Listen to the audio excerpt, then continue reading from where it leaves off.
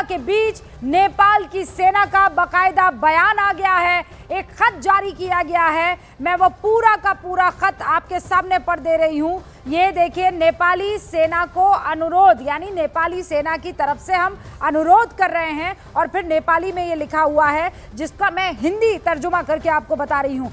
नेपाल सेना नेपाल की स्वतंत्रता, संप्रभुता, भौगोलिक अखंडता, आत्मनिर्भरता, राष्ट्रीय एकता तथा नेपाली जनता के जीवन और संपत्ति की रक्षा के लिए प्रतिकूल परिस्थितियों में भी प्रतिबद्ध है।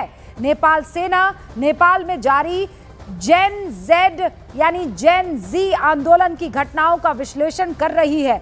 नेपाल सेना इस आंदोलन के दौरान हुई अपूरणीय जनहानि और संपत्ति के नुकसान पर गहरा शोक व्यक्त करती है, दिवंगत आत्माओं की शांति की कामना करती है और शोक संतप्त परिवारों के प्रति हार्दिक संवेदना और सहानुभूति प्रकट करती है। साथ ही घायलों के शीघ्र स्वस्थ होने की कामना करती है। नेपाल और नेपाली जनता की भलाई और सुरक्षा के लिए हमेशा समर्पित नेपाल सेना वर्तमान परिस्थितियों को ध्यान में रखते हुए नेपाल और नेपाली जनता के जीवन तथा संपत्ति की रक्षा के लिए प्रतिबद्ध है। इस कठिन परिस्थिति में देश की ऐतिहासिक, सांस्कृतिक और पुरातात्विक और राष्ट्रीय विरासत को संरक्षित रखना हम सभी का सामूहिक कर्तव्य है। इसीलिए नेपाल सेना देश के सभी युवाओं और नागरिकों से सामाजिक सौहार्द और राष्ट्रीय एकता बनाए रखने की ईमानदारी पूर्वक अपील करती है, ताकि वर्तमान स्थिति और ज्यादा जटिल ना होने पाए। हिंसा के बीच नेपाल की सेना की तरफ से ये खत जो है वो जारी किया गया है, नेपाली सेना को अनुरोध। और ये पूरा का पूरा खत यहाँ पर आपको दिखाई दे रहा है। ये काठमांडू से निकाला गया खत है, जिसमें अनुरोध किया जा रहा है कि देखिए, अब आपको स्थिति को अपने कंट्रोल में लेना होगा। हम जेन जी के इस आंदोलन की समीक्षा कर रहे हैं और इस बीच एक और बुरी और बड़ी खबर नेपाल से आ रही है, और वो खबर यह है कि अब से कुछ देर पहले हमने आपको बताया था कि जो पूर्व पीएम है, उनकी पत्नी को जो है जिंदा जलाने की कोशिश की गई थी, और अब ये जानकारी मिल रही है कि उनकी मृत्यु हो चुकी है। ये इस वक्त की सबसे बड़ी खबर है। कुछ देर पहले ही हमने आपको ये जानकारी दी थी। फॉर्मर पीएम शेर बहादुर देउबा और उनकी पत्नी काठमांडू में उनके घर पर अटैक किए गए थे, और दूसरी तरफ पूर्व पीएम जलनाथ खनाल की पत्नी की लोकल मीडिया के हिसाब से मौत हो गई है। जलनाथ खनाल की पत्नी की मृत्यु हो गई है। पूर्व पीएम थे जलनाथ खनाल, जिनकी पत्नी की मौत की खबर आ रही है। उपद्रवियों ने पूर्व पीएम के घर पर अटैक किया था और जिंदा जला दिया गया। उनकी पत्नी को झुलस गई थी, गंभीर हालत में थी, उनकी हालत बहुत नाजुक बनी हुई थी। गोपाल झा वरिष्ठ पत्रकार नेपाल से हमारे साथ जुड़ चुके हैं, जरा इस मसले पर बातचीत कर लेते हैं उनसे। गोपाल जी, इस वक्त ये बड़ी और बुरी खबर है, आगजनी में पूर्व प्रधानमंत्री जलनाथ खनाल की पत्नी की मौत की खबर आ रही है। ये थैंक यू वेरी मच। ये अपुष्ट समाचार है। एक्चुअली उनको आग तो लगा दिया गया था, जैन जी के जो भीड़ थी, जो मॉब थे, और वो बहुत बुरी तरह से झुलस गई थी। लेकिन ये अभी अपुष्ट खबर है, मैं भी कंफर्म नहीं कर सकता हूँ। जब तक ये आधिकारिक रूप से ये मेरे उसमें नहीं आ जाए, तब तक तो मैं ये नहीं कह सकता कि ये बुरी खबर जो आप बता रही हैं। लोकल मीडिया की तरफ से ज़रूर ये कहा जा रहा है झा जी कि उनकी स्थिति बहुत नाजुक थी, और अब जानकारी मिल रही है कि उनकी मृत्यु हो गई है। लेकिन फिर भी हम इंतज़ार करते हैं, आप ज़्यादा बेहतर जानते हैं। आप कह रहे हैं ये पुष्टि नहीं अभी मैं कर सकता हूँ, अपुष्ट खबरें हैं, और इसीलिए हम ये डिस्क्लेमर भी दे रहे हैं कि अपुष्ट खबरें हैं। लोकल मीडिया की तरफ से ये जानकारी दी जा रही है कि उपद्रवियों ने पूर्व पीएम जलनाथ खनाल के घर पर अटैक किया था और उनकी पत्नी को बाकायदा आग लगा दी थी, और उसके बाद वो गंभीर रूप से जख्मी हो गई थी। और अभी खबर ये आ रही है, अपुष्ट है, कि उनकी मृत्यु हो गई है। लेकिन इस वक्त जो सबसे महत्वपूर्ण चीज़ है, आप वहाँ काठमांडू में मौजूद है, जेन जी को चाहिए क्या? क्योंकि ये कहा गया था कि देखिए भ्रष्टाचार और उसके बाद ये जो नेपो बेबीज, नेपो किड के नाम से चीज़ें वहाँ पर ट्रेंड कर रही थी, उन लोगों को इस बात की बहुत शिकायत थी कि हम यहाँ दिन रात स्ट्रगल कर रहे हैं और ये जितने भी तमाम रिप्रेजेंटेटिव्स और प्रधानमंत्री पूर्व के रहे हों कि अभी केपी ओली रहे हों, उन्होंने तो अपनी ज़िंदगी को सजा दिया, संवार लिया और हम सब आज भी स्ट्रगल में हैं। वो गुस्सा कहीं ना कहीं फूटा और ऐसा कि आज नेपाल जल रहा है। ये आप सच बता रही हैं कि ये एक दिन का गुस्सा नहीं है, लेकिन वो तो एक मोमेंटरी ऐसा हो गया कि सोशल मीडिया पे जिस पर जैन जी एक्टिव रहते हैं और जिससे उन लोगों का थोड़ा अब थोड़ी सी ये बात करें कि थोड़ा सा आय अर्जन का स्रोत भी था उन लोगों के लिए, तो वो चीज़ें आप अगर पूर्ण रूप से बंद कर देंगे चाहे किसी भी बहाने में, तो नेचुरली उसका रिएक्शन होगा। वो रिएक्शन फिर मैनिफेस्टेशन किस तरह से हो जाता है ये आप भी देख रही हैं और हम भी देख रहे हैं यहाँ पे काठमांडू में बैठ के। लेकिन ये जो भी हुआ ये दुर्भाग्य हुआ, ऐसा नहीं होना चाहिए था। और रही बात कि जैन जी के बारे में आपने बताया कि इन लोगों का मांग क्या है, तो मांग यही था कि सबसे पहले तो सोशल मीडिया ओपन किया जाए और फिर उसमें आ गए, फिर करप्शन की बात भी हुई। फिर करप्शन की बात होने के बाद आप जो देख रही हैं कि हर जगह जगह जाकर के आंदोलनकारियों ने फिर आग लगाना और लीडर्स को टारगेट करना, ये सब ये बातें जो हो रही हैं दरअसल में ये राज्य को ये सब चीज के लिए आकलन शायद नहीं था, इंटेलिजेंसिया ने ये खबर नहीं बताई होगी, इसीलिए ऐसा ये मोड़ कुछ अलग हो गया। अच्छा, ये हामी नेपाल और बालेन शाह के बारे में जरा बताइए ना गोपाल जी।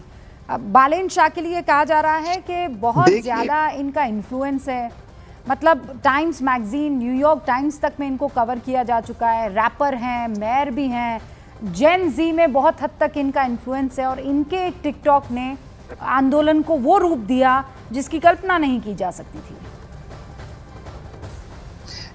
आपने ठीक बताया कि जैन जी तो क्या है कि ये जनरेशन को जो चाहिए था, बालन जी ने उस चीज़ को बहुत स्मार्टली उनको एड्रेस करने की और उन्होंने उसको कॉइन भी किया।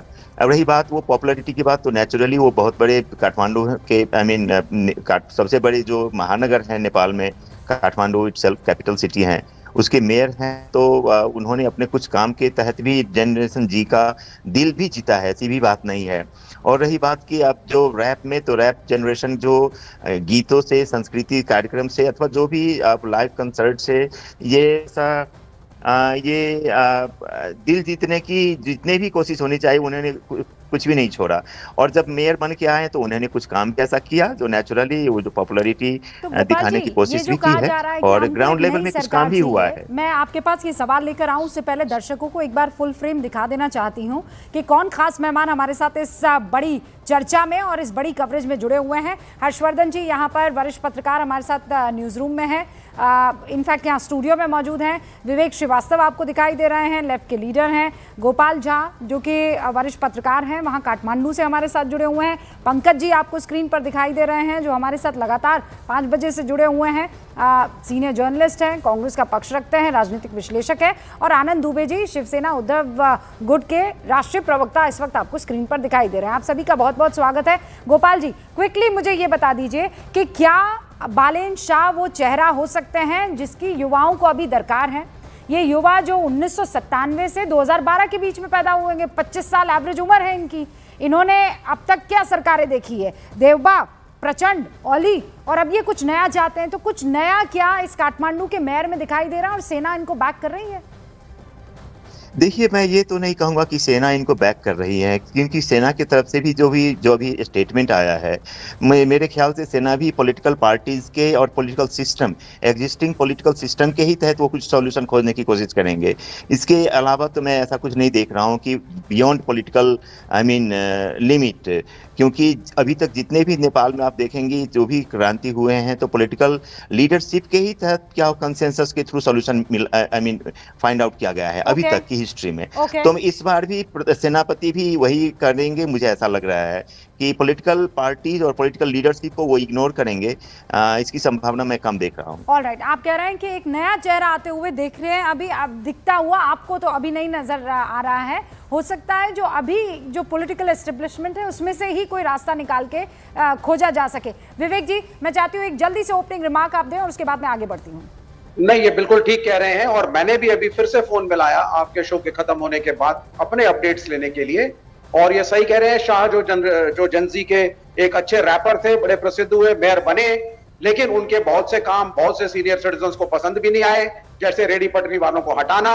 और मेरा यह मानना है, आप यहां भी ठीक कह रहे हैं, कि अगर कोई सोल्यूशन आएगा तो वो सोल्यूशन प्रेजेंट कॉन्स्टिट्यूशन और पॉलिटिकल सेटअप के हिसाब से ही आएगा, इसमें कोई दो राय नहीं है।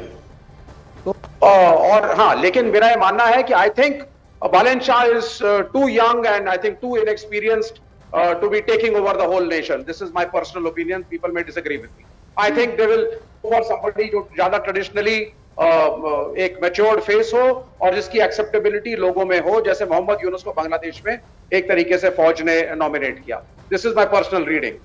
बालेन शाह ने जिस तरीके से हाई हैंडेडनेस की दिखाई है, तो that is also one okay as a mayor. Alright, जो वहां के विवेक जी भी वही बात कह रहे हैं जो गोपाल जी कह रहे हैं, लेकिन हर्षवर्धन जी, जेन जी उससे मान जाएगी क्या? क्योंकि उसका गुस्सा तो सारे के सारे पूर्व के प्रधानमंत्री और पूर्व के चेहरों पर है। बिल्कुल नहीं मानने वाली है रूपिका जी।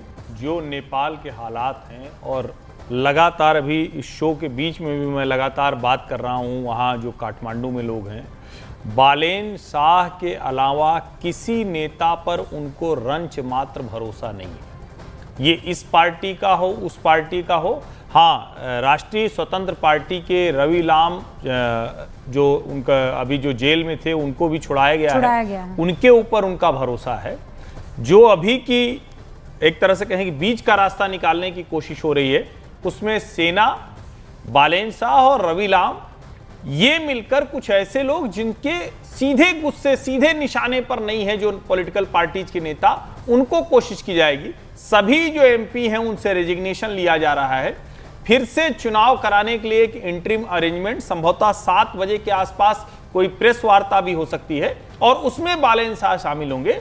बालेन शाह को लेकर ठीक बात है कि अभी वो बहुत नौजवान है, लेकिन सभी ट्रेडिशनल पार्टियों को उन्होंने जिस तरह से इंडिपेंडेंट कैंडिडेट के तौर पर काठमांडू मेयर में हराया है, और जनता को ये लगता है, नौजवानों को लगता है कि फिलहाल वो ईमानदार आदमी। अच्छा, आगे वो कैसा निकलेगा ये तो बाद में समझ में। और देखिए, इस बीच हमारे पास खबरें लगातार आ रही है, भारत नेपाल बॉर्डर के पास नेपालगंज इलाके में हिंसा भड़क गई है। नेपाल के नेपालगंज इलाके में उपद्रवियों ने आग लगा दी है, कई घरों को फूंक दिया है, गाड़ियों को आग के हवाले कर दिया है। नेपालगंज के सीडीओ ऑफिस के बाहर भीड़ ने आग लगा दी है।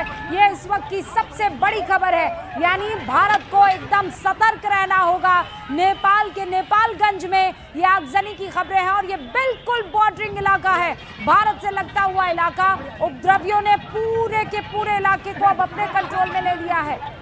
उत्तर प्रदेश के बहराइच से लगता हुआ ये इलाका, जहां पर आप देखिए जेनजी आपको नजर आ रहे हैं, कई लोग हाथों में बोरे लिए कहीं से दुकानों को लूटते हुए नजर आ रहे हैं, और वहां आगजनी की भी तस्वीरें एकदम आम दिखाई दे रही है। हर कॉर्नर पर, हर गली, हर नुक्कड़ पर आपको इसी तरीके से गाड़ियों में तोड़फोड़ करते हुए लोग नजर आ रहे हैं। और अब सेना ये कह रही है कि हालात को हम जरूर काबू में कर रहे हैं, लेकिन आगे क्या होता हुआ नजर आ रहा है, ये एक बड़ा सवाल है। आनंद जी, इस वक्त भारत इस पूरे के पूरे मसले पर नजर बनाए हुए हैं, लेकिन जब ये सुनने में आता है कि पूर्व प्रधानमंत्री की पत्नी को आग के हवाले कर दिया गया, मतलब गुस्सा ऐसा कि आप एक चलते फिरते इंसान को, जिसका अप्रत्यक्ष रूप से राजनीति से वास्ता होगा, उसे आग के हवाले कर देते हैं। जी, बहुत ही दुर्भाग्यपूर्ण खबर रूपिका जी आपने बताई है। नहीं होना चाहिए। जिस महिला का कोई राजनीतिक से कोई सरोकार नहीं है, उसको अगर आप जिंदा जला दे रहे हैं, उसको मार डाल रहे हैं, ये कह के कि हम बहुत गुस्से में, ऐसा नहीं होना चाहिए। ये देखिए, सबसे बड़ी बात जो आज आपने कही कि सेना अब सामने आई है, सेना ने अपील की है, सेना ने जो शब्दों का उपयोग किया है बहुत ही सकारात्मक शब्द है कि भाई किसी भी परिस्थिति में नेपाल की जनता की सुरक्षा, नेपाल देश को बचाने की जो व्यवस्था है वो सेना करेगी, अंतिम सांस तक लड़ेगी। देखिए, सेना पर सभी को विश्वास होता है, किसी भी देश की सेना हो, अगर वो एक बार आगे आकर एक लोगों को विश्वास जीतना चाहती है या जीतने का प्रयास कर रही है, तो हमें लगता है कि जनता को भी थोड़ा सा समझ लेनी चाहिए, जनता को भी थोड़ा सा शांत होना चाहिए।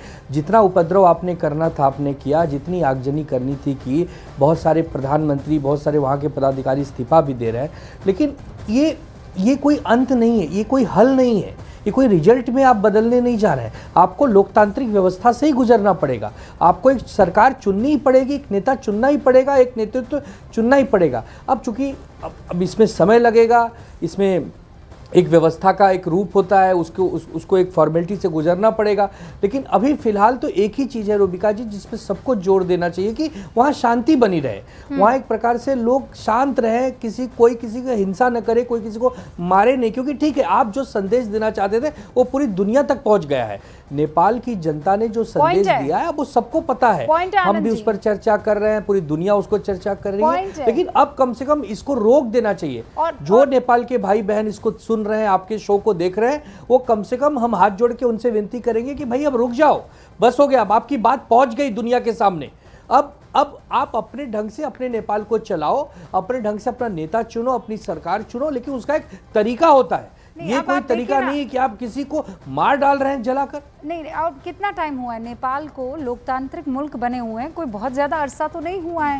2008 में राजशाही खत्म हुई। 2008 के बाद 2008 के बाद 17 वर्ष 2008 के बाद मतलब अब आप 17-18 सालों में, 17 साल में आप देख लीजिए, हर 1.5 साल में तो एक पीएम बदल दिया गया है, हर 1.5-2 साल में। और यही वजह है कि देखिए 17 सालों में 13 प्रधानमंत्री इस लोकतांत्रिक व्यवस्था ने, यानी अब तक वो मैच्योरिटी नहीं आई है, ये हमें मानना पड़ेगा। देखिए एक बात तो हमें इसको समझना चाहिए, बिल्कुल करप्शन मुद्दा है, नेताओं ने जो कुछ किया, लेकिन एक बात हमें समझना होगा, नेपाल को जब आप समझते हैं ना, तो पहले उसको समझिए कि वो क्या था।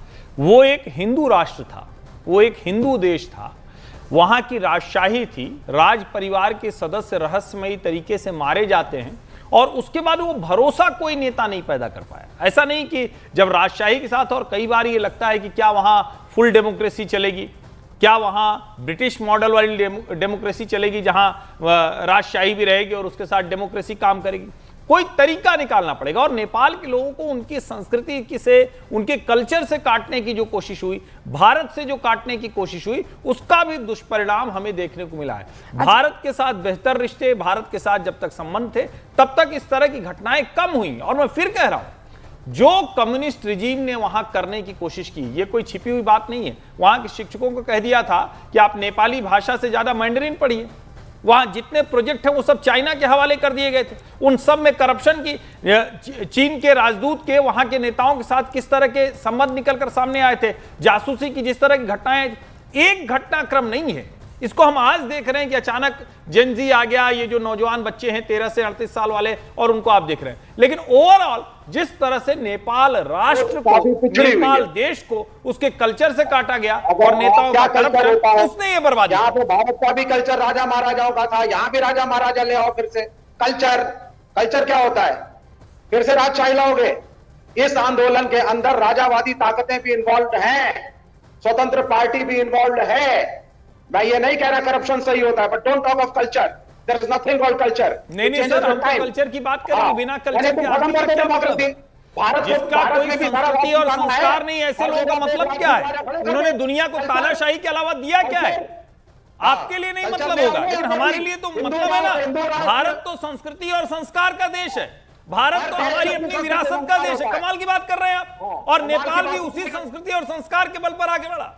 आप कैसी बात कर रहे हैं? आपको किसी चीज में कल्चर सुनते ही आप अचानक एकदम से नाराज हो जाते हैं। आप लोगों ने, कम्युनिस्टों ने पूरी तरह से भारत के कल्चर पर ही तो हमला किया। यहाँ पे किसने कहा कि वो किस चीज का सपोर्ट कर रहे हैं? किसी ने नहीं कहा कि राजशाही का सपोर्ट हो रहा है। किसने कहा? आप मुझे ये बताइए, विवेक श्रीवास्तव, किसने कहा कि राजशाही का सपोर्ट यहाँ पर हो रहा है? लोकतांत्रिक मुल्क की बात हो रही है, लोकतांत्रिक वैल्यूज की बात हो रही है, लोकतांत्रिक तरीके से सरकार को चुने जाने पर चर्चा हो रही है, और आप पता नहीं कहां ही लपेटे में लिए चले जा रहे हैं। नहीं, ये कहां से जा रहे हैं भाई? ये हिंदू राष्ट्र, और राजशाही। अरे ये फैक्ट है ना। अच्छा ये अरे जो फैक्ट है वो तो बताएंगे ना, जो फैक्ट है वो नहीं बताएंगे। क्या ये फैक्ट नहीं है कि नेपाल हिंदू राष्ट्र था? क्या ये फैक्ट नहीं है कि वहां पर राजशाही 239 साल तक चली है? अरे फैक्ट है ना। आप कैसे कह सकते हैं कि फैक्ट को यहाँ पर ना मेंशन किया जाए? अच्छी बातें का क्या मतलब होता है? फैक्ट को बताने पर आप कह रहे हैं कि आप ये सोच रहे हैं, आप वो सोच रहे हैं। पंकज जी आप भी हमारे साथ जुड़े हुए हैं। सर रुक जाइए, बहुत से लोग इस वक्त नेपाल से भी हमको देख रहे हैं और कई ऐसे लोग हैं, जैसे ही जिक्र बालेन शाह का हुआ, कई ऐसे लोग हैं जो लिखने लगे कि Balen Shah for prime minister, Balen Shah is our prime minister. ये लिख दिया गया पंकज जी।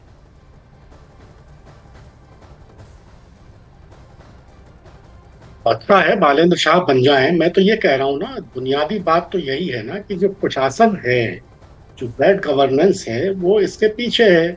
अब इसको किसी इज्म से जोड़ना, सरकार किसी भी विचारधारा को मानने वाली हो, इस घटना ने साबित क्या किया है? इस घटना ने साबित ये किया है कि किसी भी विचारधारा को मानने वाली सरकार हो, अगर उसके राज में बेतहाशा भ्रष्टाचार है, बेतहाशा बेरोजगारी है, बेतहाशा महंगाई है, तो युवा भड़केगा, धीरे धीरे ये गुस्सा जमा होगा और किसी भी तरह की संस्कृति हो, किसी भी तरह का परिवेश हो, उस देश की सरकार को इस तरह के दृश्य देखने पड़ सकते हैं। यही तो है। मैं तो अभी जैसे मैं थोड़ी देर पहले कह रहा था कि कम्युनिज्म आया क्यों?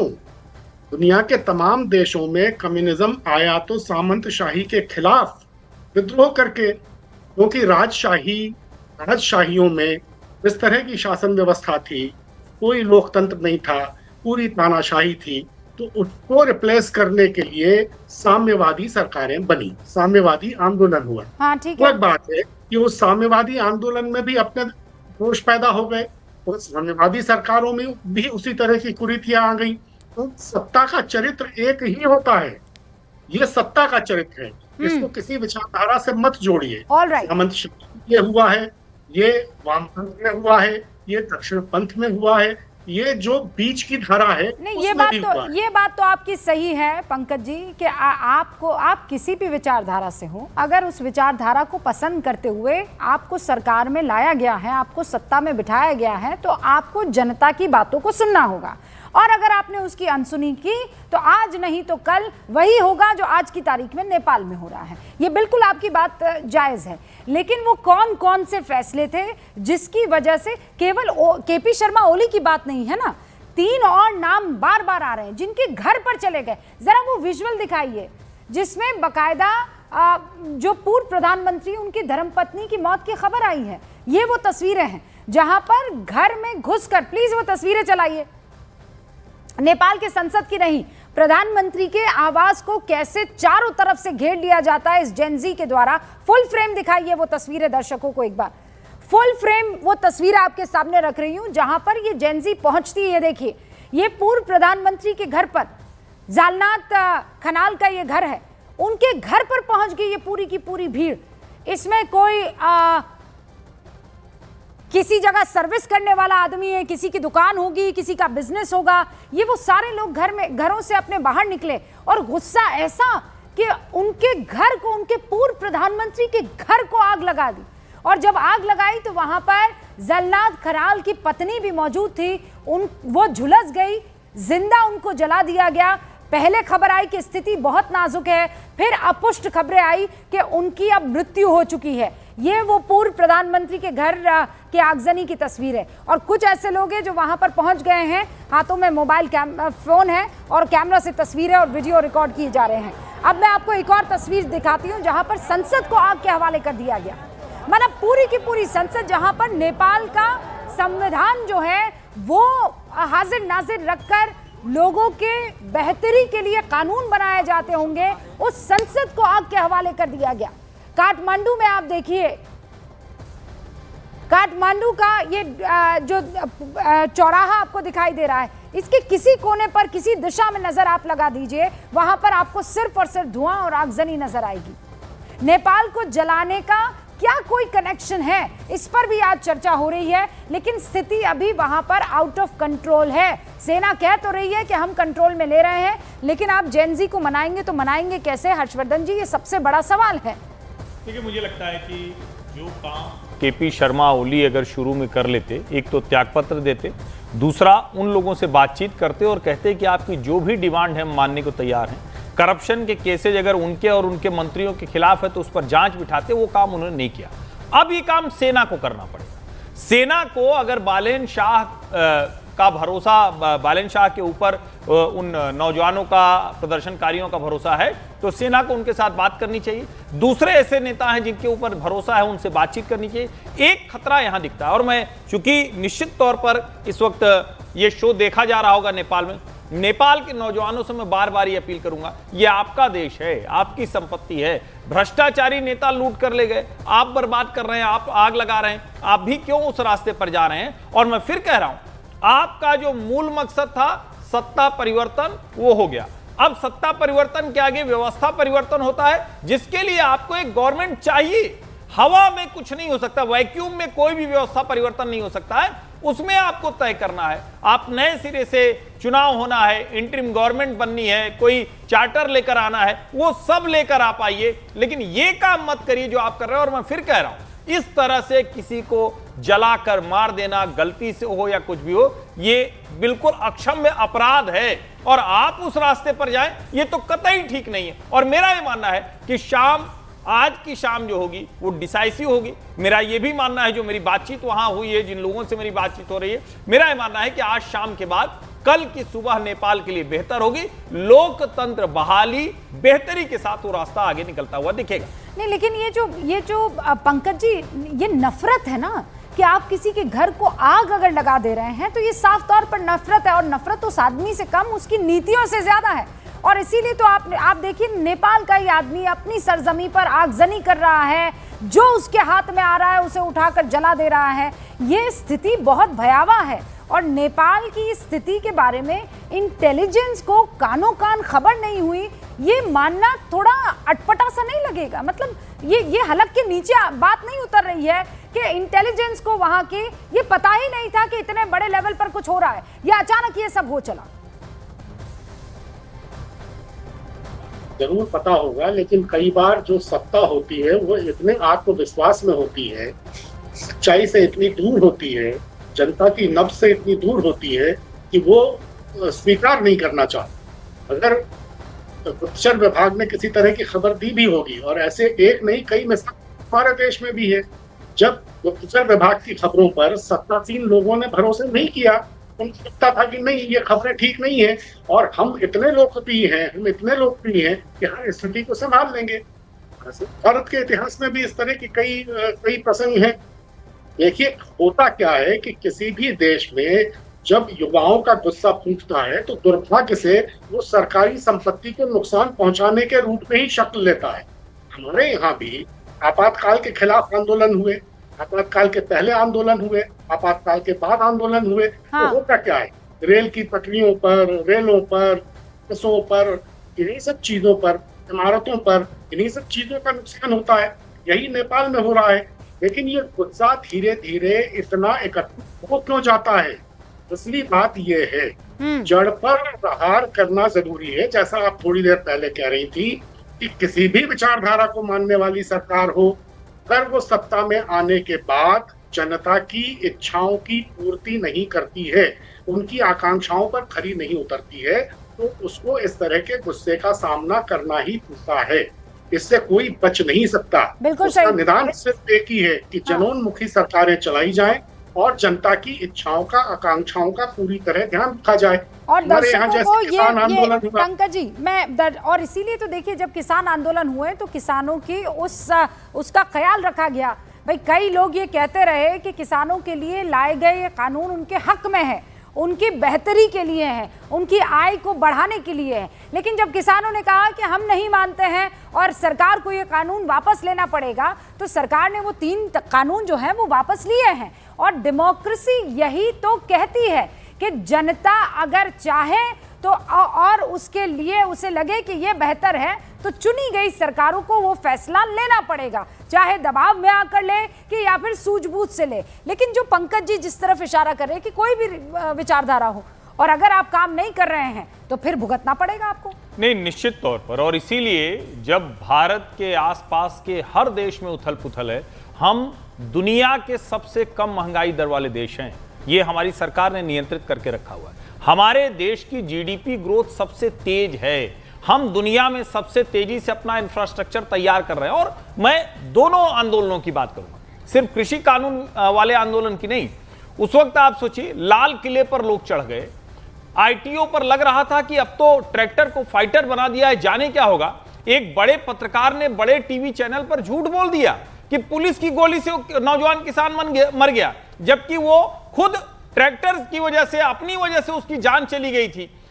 इस सब के बावजूद पुलिस के ऊपर हमला हुआ, फिर भी जिस तरह का उस वक्त की सरकार ने, गृह मंत्री अमित शाह ने संयम दिखाया, वो कमाल की बात है। शाहीन बाग के समय जो किया गया, और मैं इसीलिए कह रहा हूं, कई बार आलोचना होती है, मोदी शाह को तानाशाह कह दिया जाता है, लेकिन किसी भी आंदोलन को इस तरह से कुचलने, दबाने की कोशिश नहीं हुई। इस वजह से भी भारत में आप उस तरह की चीजें नहीं कर पाते। आनंद जी बोले, उसके बाद विवेक जी आ रही हूं मैं आपके पास। आनंद जी।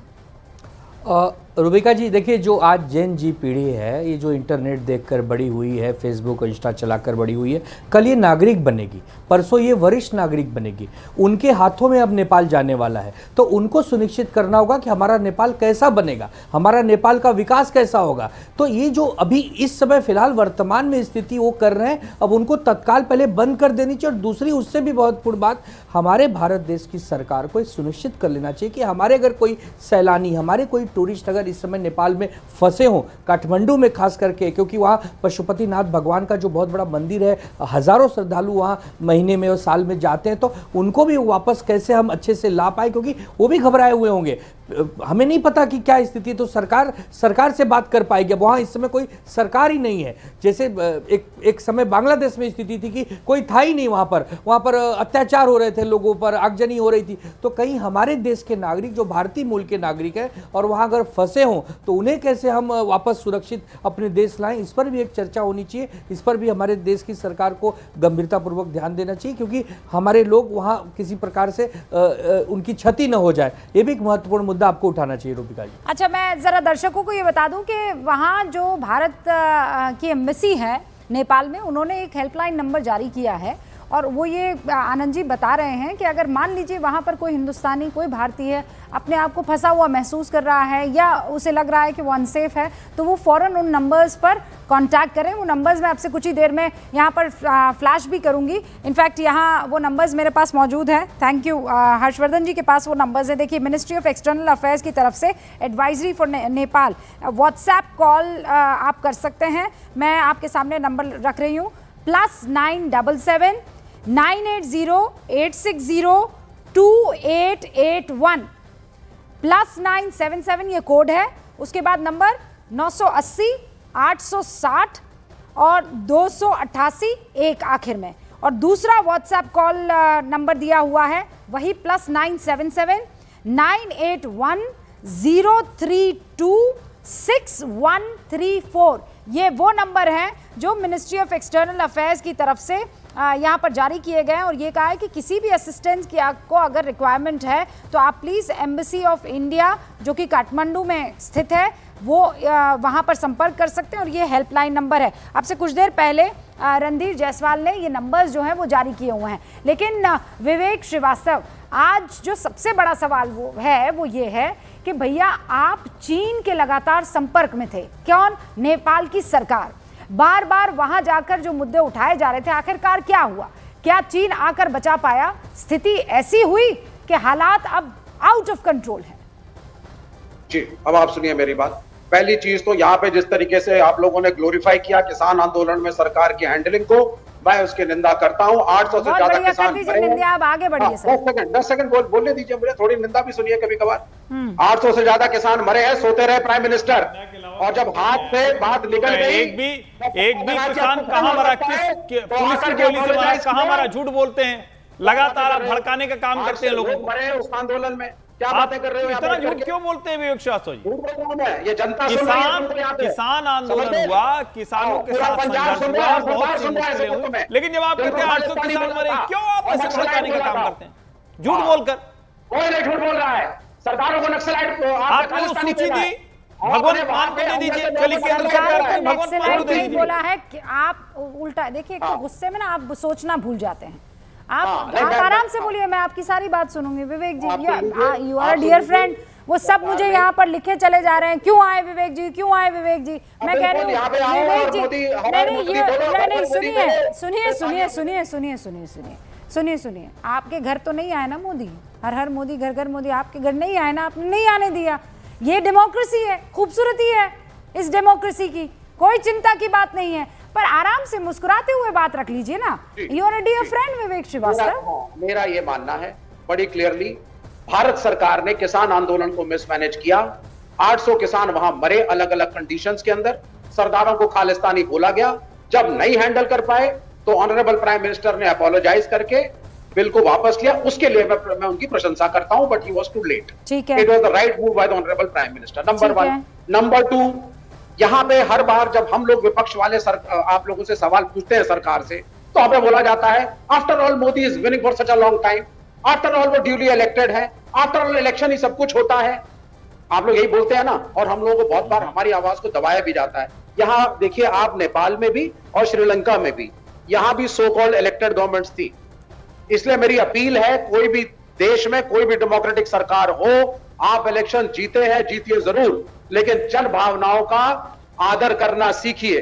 जब हम कहते हैं कि इलेक्शन कमीशन में प्रॉब्लम है, तो कृपा करके कम से कम सुनिए और रेस्पेक्टफुली सुनिए। आप नहीं देते हैं विथ रिस्पेक्ट, आपको पूरा सुना एकदम। आपने कहा हमें बोलने नहीं दिया जाता, आवाज हमारी रोक दी जाती, आप एकदम गला फाड़ स्थिति में बोल गए, इतना बढ़िया बोल गए आप, और आपको बोलने भी दिया गया। तो मैं ये कह रही हूँ, हिंदुस्तान में डेमोक्रेसी है, लोकतंत्र है, और कोई माइका लाल इस लोकतंत्र के नुक्ते को भी छेड़ नहीं सकता है। कोई कितनी कोशिश कर ले, यहाँ की जनता हमेशा सूझबूझ दिखाई है और आगे भी दिखाएगी। चाहे अगल बगल के मुल्कों में ये स्थिति उत्पन्न हो गई कि उसे जला दिया गया, लेकिन ये भारत है, विशाल देश है और विशाल लोकतंत्र है, इसका पूरा यकीन चाहे आप किसी विचारधारा के हो करेंगे। मैं ये इस बात की मैं जो है गारंटी ले सकती हूँ। फिलहाल मुझे ब्रेक लेना है। आप सभी का बहुत बहुत शुक्रिया मेरे साथ जुड़ने के लिए। ये बड़ी खबर है, न्यूज़ 18 इंडिया की बड़ी खबर जारी रही।